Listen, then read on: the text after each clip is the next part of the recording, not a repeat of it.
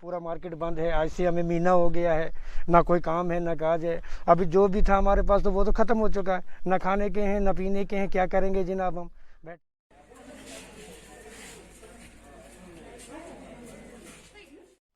नुकसान क्या, बहुत ज़्यादा नुकसान हो गया है। इसी पे हमें डिपेंड है। ये भी बंद तो क्या करेंगे, बच्चों को कैसे पालेंगे।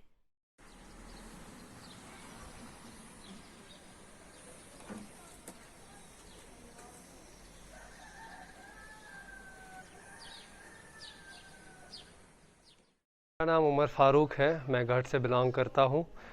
काम करते हैं। मैं पिछले मार्च में एक सेंट्रल गवर्नमेंट में कॉन्ट्रैक्ट पे काम करता था। लॉकडाउन की वजह से हमें मार्च में ही निकाल दिया गया है। हम तकरीबन कोई 16-17 वहाँ पे बंदे थे जो काम करते थे। जब ही लॉकडाउन लगा और हमें वहाँ से निकाला गया, तब से लेकर आज तक हम बेरोज़गारी में हैं। हमारे लिए कोई सरकार कोई अच्छा सा एक्शन नहीं ले रही है। तो लॉकडाउन के लिए आप एडमिनिस्ट्रेशन डोडा से क्या मांग करते हैं? मैं इसके लिए यही कहना चाहता हूँ कि एडमिनिस्ट्रेशन को देखना चाहिए कि किस हिसाब से लॉकडाउन को रखना चाहिए, किस हिसाब से पुलिस को तैनात करना चाहिए, और ताकि जो लेबर तबका है, मज़दूर तबका है, वो भी बेरोज़गार ना रहे। इन्होंने पूरा ही बंद करके रखा है, जिस वजह से काफ़ी ज़्यादा मुश्किलात हो रही है। ख़ास करके जो मज़दूर दर तबका है, दुकानदार हैं, ड्राइवर हैं, गाड़ी वाले हैं, जिनका बहुत ज़्यादा नुकसान हो रहा है। इनके बारे में सोचना बहुत ज़रूरी है एडमिनिस्ट्रेशन को। जी, मेरा नाम बख्शी राम है। तो ये सर्विस स्टेशन मेरा है, बंद है बिल्कुल। आपको पता है लॉकडाउन की वजह से तो हमारी तो बहुत बुरी कंडीशन चल रही है इस वक्त। देखो जी, बैंक की किस्तें देनी है, वो कहाँ से देंगे इस लॉकडाउन की वजह से। तो आप देख ही रहे हो, पहले देखो पूरा मार्केट बंद है। आज से हमें महीना हो गया है, ना कोई काम है ना काज है। अभी जो भी था हमारे पास तो वो तो ख़त्म हो चुका है, ना खाने के हैं ना पीने के हैं। क्या करेंगे जनाब हम बैठे हुए हैं। अब हमारी यही एडमिनिस्ट्रेशन से यही अपील की है कि वो थोड़ा सा हमें डील दें, और 10 मिनट 15 मिनट के लिए अगर वो इधर हमारी पुलिस भी लगी रहती है तो उनको भी बोले कि ये आधा घंटा 1 घंटे के लिए हमें दुकान खुलवाने की कोशिश करें। और एक बंदा मैं अंदर लगाऊंगा, जिसकी गाड़ी होगी, गाड़ी खुद काम करूंगा और उसको बंदे को मैं बाहर लगा दूंगा। तो अगर मेरी ये एडमिनिस्ट्रेशन तक की बात पहुंचेगी तो आपकी भी बड़ी बड़ी मेहरबानी और उनकी भी बड़ी बड़ी मेहरबानी जो आप हमें यहाँ पे ऑपरेट करने आए हो। आपको हम ये मज़ीद थोड़ा कह सकते हैं कि देखो जी, बैंक हमें तो अपना लोन वगैरह जो दिया है उन्होंने, तो वो हमें माफ़ नहीं कर सकते हैं। हाँ, अलबत्ता ये हो सकता है जो इंटरेस्ट है थोड़ा सा अगर वो माफ़ करवाएं तो वो हमारी एडमिनिस्ट्रेशन तो इतने कर नहीं सकती है। तो खैर अगर करवा देगी तो थोड़ा माफ़ हो जाएगा, तो उनका भी बड़ी बड़ी मेहरबानी होगी। तो इसके आगे क्या बोल सकते हैं आपको, ये अगर हमारी ये बात अगर आगे तक पहुँचाओगे, आपकी बहुत बहुत धन्यवाद होगा जनाब। क्या शुरू करूँ? क्या नाम है आपका? नैना देवी। तो आप मुझे बताइए कि लॉकडाउन की वजह से कितना नुकसान हो रहा है आपका? नुकसान क्या, बहुत ज़्यादा नुकसान हो गया है। इसी पे हमें डिपेंड है। ये भी बंद तो क्या करेंगे, बच्चों को कैसे पालेंगे। तो मतलब आज तो मतलब क्या काम करते हैं आप, कैसे क्या करते हैं? कैसे करेंगे, इसी दुकान पे सारा कुछ। तो ये भी बंद तो क्या करेंगे। क्या आप दुकान कभी बीच में खोलते हैं कि नहीं खोलते हैं? कहाँ खोलनी है, खोलने नहीं देते हैं दुकानें। तो क्या चाहते हैं आप सरकार से? अब क्या चाहते हैं, अगर खोलते दुकानें कहीं बच्चों को भी पालेंगे हम, क्या करेंगे ऐसे। और आपके घर में कोई पालने वाला और कोई? कौन है पालने वाला? पालने वाला होता तो ऐसे बोलते हम ही। तो मतलब अब क्या चाहते हैं, सरकार से क्या अपील करते हैं आप? खोलते चलो, लॉकडाउन खोल देते तो हम भी कुछ करते दुकानों का, बच्चों को पालते। कैसे पालेंगे। ठीक। मैं शेख रियाज अहमद घाट से। मेरी अम्मा जान जो है वो यहाँ सरपंच है, और मेरी मिसेज जो है गुलशन आरा जी, वो घाट कॉन्स्टिट्यूंसी डीडीसी कैंडिडेट हैं, डीडीसी मेंबर हैं यहाँ की। कुछ आपके माध्यम से, मीडिया के माध्यम से लोगों तक अपना कुछ मैसेज पहुंचाना चाहता हूं। ये जो इस टाइम लॉकडाउन चल रहा है, या 1 साल से यहाँ तकरीबन लॉकडाउन ही चल रहा है, जिसकी वजह से हम मानते हैं कि ये महामारी है और ये ख़तरनाक बीमारी है। इस बीमारी से लोगों को, पहले तो मैं ये कहना चाहूँगा कि इस बीमारी से लोगों को बचना है, क्योंकि ये बीमारी एक भयानक बीमारी है। इसकी वैक्सीन वगैरह भी निकल आई है, इसकी दवाई भी निकली है, वैक्सीन लोग लगा रहे हैं और लगानी चाहिए। ये किसी भी किस्म का कोई बहाना या अफवाहों पे लोगों को नहीं जाना चाहिए, क्योंकि ये वैक्सीन जिसने लगाई कम से कम उसके नज़दीक मौत नहीं आई। मैं इसी के साथ में डिस्ट्रिक्ट एडमिनिस्ट्रेशन डोडा से ये कहना चाहता हूँ कि जो इस महामारी से हमारा बहुत बड़ा नुकसान हो रहा है, इस गरीब जनता का, इस गरीब आवाम का बहुत नुकसान हो रहा है। जो तबका मज़दूर पेशा है, जो तबका ड्राइवर पेशा है, या जो भी शॉपकीपर्स हैं, मैं एडमिनिस्ट्रेशन से ये ज़रूर कहना चाहता हूँ कि महामारी के साथ साथ जो फाका कशी से लोग मरेंगे या मर रहे हैं, उसका भी ख्याल रखना चाहिए। एडमिनिस्ट्रेशन को पूरा ध्यान रखना चाहिए, हर तबके का ध्यान रखना है, हर तबके को मद्देनज़र रखना है। और एडमिनिस्ट्रेशन जो है, मुझे लगता है कि वो पूरा ध्यान शायद उनका इस तबके की तरफ नहीं जा रहा है, जो तबका फाका कशी का बहुत ज़्यादा शिकार हो रहे हैं। एक दिहाड़ीदार मज़दूर जो है, लॉकडाउन की वजह से अगर वो घर में बैठा रहे, उसका परिवार, उसके बाल बच्चे, उसके माँ बाप जो वो सुबह उठ के मज़दूरी करने के लिए जाता था और शाम को 300-400 रुपया वो लाता था और उससे अपना परिवार का पेट पालता था, वो तबका बहुत लाचार और मजबूर हुआ है। लेकिन क्या करें, लॉकडाउन भी ज़रूरी है क्योंकि मौत से भी बचना है, लेकिन ऐसा न हो कि महामारी से बच जाएं लेकिन फाका कशी से नहीं लोग बचेंगे। तो मैं एडमिनिस्ट्रेशन से अपील करता हूं कि कम से कम एक टाइमिंग की जाए, दुकानदारों को, शॉपकीपर को एक टाइमिंग दी जाए कि फ़लानी टाइम से फ़लानी टाइम तक दुकान खोलें, और मज़दूर तबका को अपनी दिहाड़ी लगाने का पूरा हक मिलना चाहिए।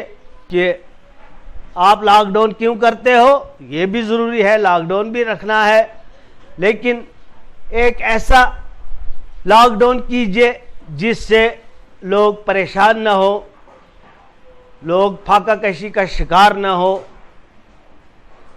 तो मैं एडमिनिस्ट्रेशन से पुरखुलूस तरीके से गुजारिश करता हूं कि वो इसकी तरफ ध्यान दें, उस तबके की तरफ ध्यान दें जो फाका कशी का शिकार हो रहा है। अगर बात करें कंस्ट्रक्शन की, तो इसके बारे में आप क्या कहना चाहते हैं? कंस्ट्रक्शन हो रही है, वो होनी चाहिए, उसको बंद नहीं करना है, उसको नहीं रोकना है। साथ साथ में एक बात और भी एडमिनिस्ट्रेशन के कानून तक ये आवाज़ पहुंचनी चाहिए कि जो हमारी नेशनल हाईवे खलैनी से किश्तवाड़, अभी तो शायद 15-16 किलोमीटर में ही काम लगा है, खलैनी टू प्रेम नगर, लेकिन वहाँ जो हाल हमने देखा, जो दरियाए चिनाब बह रहा है, आज से कुछ साल पहले बगलियार प्रोजेक्ट वाले आए, उन्होंने दरिया में कोई भी चीज़, कोई भी मलबा पत्थर डालने से मना, सबको मना किया। इस एरिया के लोगों को, हालांकि उनका दरिया है, ये किसी का नहीं है, ये हमारा दरिया है, हमारे एरिया से बह के जा रहा है, आगे कहाँ कहाँ जा रहा है। लेकिन जो नेशनल हाईवे, जो कंपनियां बाहर से आई हैं, उन कंपनियों को उन्होंने 90% मलबा जो है, जो रोड में उन्होंने कटिंग की नेशनल हाईवे में, वो सारा चिनाब में डाल दिया। अगर दिन को रोकते हैं हम, तो वो रात को काम करते हैं, रात को डालते हैं, जिसका उनको पहले ही उनके टेंडर में ये दिया गया था कि ये मलबा आपने शिफ्ट करना है, डंपिंग यार्ड दिए गए हैं। लेकिन आप देखिए, जहाँ जहाँ भी डंपिंग यार्ड बनाए गए थे, जो सरकार ने बनाए थे, वहाँ एक गाड़ी भी मलबा नहीं पहुँचा है अभी, क्योंकि ये सारा दरियाए चिनाब में गया, जिसकी वजह से हमारे एरिया के लोग परेशान हैं। क्योंकि आने वाले वक्त में ये चिनाब दिन ब दिन ऊपर चढ़ता जा रहा है और हमारी ज़मीनों का, हमारी बस्तियों का नुकसान ज़रूर होगा उससे। एडमिनिस्ट्रेशन से अपील करते हैं कि वो उनको इस बात को थोड़ा ध्यान में रखें और उनको वो दरियाए चिनाब में मलबा डालने से रोकें। मैं फिर एक बार डिस्ट्रिक्ट एडमिनिस्ट्रेशन डोडा से अपील करूंगा कि वो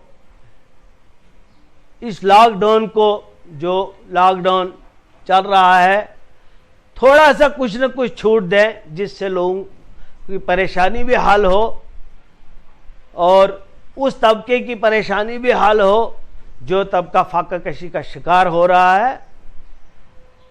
मैं लोगों से भी अपील करता हूं कि वो SOPs का खास ख्याल रखें, क्योंकि ये महामारी जो है ये बहुत बुरी है, भयानक है। इससे बचना हमारा, हम सब का, बच्चों, बुजुर्गों, जवानों, बूढ़ों का, मेरे भाइयों बहनों का, दोस्तों का पूरा ये ध्यान रखना चाहिए उनको कि SOPs का खास ख्याल रखें। शुक्रिया। और सभी आवाम के सपोर्ट के साथ, मीडिया के सपोर्ट के साथ, इलेक्टेड रिप्रेजेंटेटिव, डिफरेंट NGOs भी सामने आई हैं, तो सभी का अपना अपना योगदान पूरे तरीके से वो दे रहे हैं और सिचुएशन हमारे ज़िले में इस समय सेटिस्फैक्ट्री पोजीशन है। हम तो यही चाहेंगे इमीडिएटली जितनी जल्दी हो सके ये वाला सारा चीज़ जो त्रासदी है ख़त्म हो जाए और हम वापस अपनी जो रूटीन की लाइफ है, नॉर्मल जो लाइफ है, उस तरफ बढ़ें। हम उस तरफ बढ़ रहे हैं। लॉकडाउन जो रिस्ट्रिक्शंस हैं वो एक्सटेंड की गई हैं, मंडे तक थी, अब अगले मंडे 31 तक रिस्ट्रिक्शन एक्सटेंड की गई हैं। उसमें कई जगह से एक रिक्वेस्ट आई थी कि मॉर्निंग में हमने जो 4 घंटे में एसेंशियल कुछ सर्विसेज का खोला जाता है ताकि लोग अपनी ज़रूरत की चीज़ें करते रहें, उसमें टाइम की एक्सटेंशन मांगी थी लोगों ने। तो उसमें ये किया गया है कि कल से हम उसको 6 से 10 की वजह 7 से 11 कर रहे हैं। उससे क्या रहेगा कि जो टाइम 7 से शुरू हो रहा है उससे थोड़ा सा लोगों को सकर मिलेगा, तो लोग अपनी जो ज़रूरत की चीज़ें हैं उसमें आ सकेंगे। उसमें मेरी उन्हीं से अपील यही रहेगी कि अपना कोविड प्रोटोकॉल है उसको लेके चलें, रिलैक्स होने की ज़रूरत ही नहीं है। हमें हर चीज़ को बड़े ही सीरियसनेस के साथ इसको ऑब्ज़र्व करना है ताकि ये जो केसेस हैं ये हमारे ना बढ़ें। जो केसेस हो रहे हैं वो इमीडिएटली हमारे ठीक होकर लोग घर जा सकें। इस समय हमारे यहाँ 1100 से ऊपर केस हो गए हैं, जो एक्टिव केसेस हैं 1101 प्रिसाइसली। उनमें से 64 केस ऐसे ही हैं जिनकी ट्रीटमेंट हो रहा है, बाकी सारे एसिम्प्टोमेटिक केसेस हैं। तो एसिम्प्टोमेटिक केसेस इंपॉर्टेंट है क्योंकि वो होम आइसोलेशन में है और होम आइसोलेशन में उनको खुद को अपना ध्यान रखना पड़ता है और हमारी तरफ से भी उनका प्रॉपर लाइजन है कि किसी भी वक्त उनको किसी भी तरह की तकलीफ़ होती है या सिम्टम्स बिगड़ते हैं तो इमीडिएटली इस पोजीशन में हों कि हम उनको हॉस्पिटलाइज करके उनका इलाज कर सकें। तो गवर्नमेंट ने एक इंस्ट्रक्शन पीछे इशू की है, उस पर हमारी पूरी टीम काम कर रही है। उसमें यह है कि हर पंचायत में कम से कम 5 बेडेड कोविड केयर सेंटर हम बनवा रहे हैं। उसका पर्पज़ ये है कि कहीं होम आइसोलेशन की पूरी फैसिलिटीज़ अगर किसी के पास नहीं है तो ज़्यादा डिसिप्लिन तरीके से, ज़्यादा साफ तरीके से, ज़्यादा आइसोलेटेड पोजीशन में हम उनको उन सेंटर में रख सकें ताकि वो सुपरविजन में रहे और जल्दी ही सेहतयाब होकर वो वापस अपने घरों में चले जाएं। वैक्सीनेशन हमारे ज़िले में बड़ा प्राइम फोकस है पिछले कई दिनों से। कोशिश यही की जा रही है कि जगह जगह जाके लोगों को अवेयर करें। बड़ा इम्पॉर्टेंट है सभी लोग सामने आके खुद को वैक्सीनेट करें। वैक्सीन की कोई कमी नहीं है, हमारे पास टीमें मौजूद हैं। हम अपने हॉस्पिटल या सब सेंटर्स के अंदर या पीएचसी के अंदर भी नहीं महदूद हैं। जहाँ जहाँ जिस गांव से जिस पंचायत से अगर लोग रिप्रेजेंट करते हैं कि हमारे यहाँ पे आप आइए, तो वहाँ भी आने को तैयार हैं। तो आप लोगों से सभी से मेरी अपील है, जनरल पब्लिक से अपील है कि हमारे यहाँ पे कॉन्टैक्ट नंबर्स हैं, कोविड के सेल्स हैं, कंट्रोल्स बने हुए हैं, वहाँ पे आप इन्फॉर्म कर दीजिए कि हमारा दूर दराज का एरिया है, इस एरिया में हमें थोड़ा दूर जाना पड़ता है, तो आके हमारे पास कैंप कर लीजिए। बाकी हमारा नेटवर्क बीएमओ से हम रोज़ रिव्यू करते हैं, ब्लॉक डेवलपमेंट ऑफिसर से रिव्यू होता है, तहसीलदार से रिव्यू होता है कि अपने अपने एरिया को संभालें। जहाँ जहाँ वैक्सीन की इमीडिएटली ज़रूरत है वहाँ पे हम कैंप लगाएंगे। तो मेरी यही उम्मीद रहेगी कि वैक्सीन के लिए लोग फॉरवर्ड आगे आगे आएंगे। इवन रिलीजियस लीडर्स का काफ़ी अच्छा रोल रहा है, उन्होंने काफ़ी मैसेजेस मस्जिद के ज़रिए, जनरल पब्लिक बाइट्स के ज़रिए लोगों को मोटिवेट करने को कहा है, उनको रिक्वेस्ट की है कि वो आगे आए।